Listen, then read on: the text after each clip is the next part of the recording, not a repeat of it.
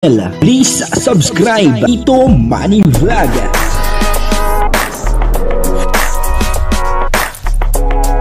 Payagan po si Tito Manny Vlog na mag-reactor.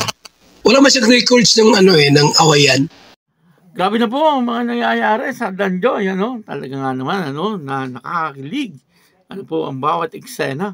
At si Kalinga Prab at si Bobby TV 143 ay talagang kinikilig, sa kanilang bawat tanong ay talagang napakaganda ng mga sagot ni Joy Diwata at ni Kalingap Dan.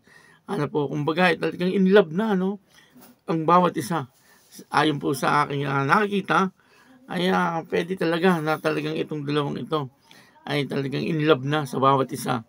Yun po ay sarili kong opinion, Hindi ko po alam kung ano po ang inyong mga opinion. Basta sa akin, sa aking obserbasyon at sa aking naririnig, ay talagang ito pong bawat isa, si Joy Diwata at si Kalingap Dan ay talagang in love na sa bawat isa. Papanoorin po natin yung video at syempre bibigyan po natin ng konting reaction, Pero bago po yan, ako muna po bumabati sa inyong lahat ng magandang umaga, magandang tanghali at magandang gabi sa inyong lahat, mga kapatid. At maraming salamat po sa patuloy na tumatangkilik sa aking YouTube channel.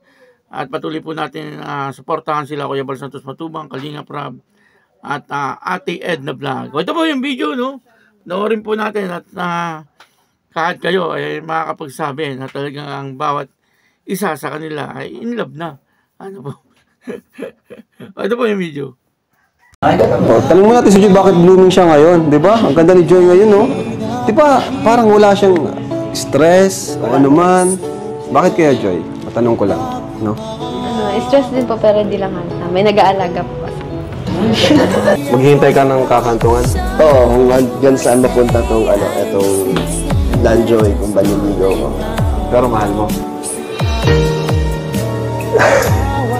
Mahal mo siya? Ano na nga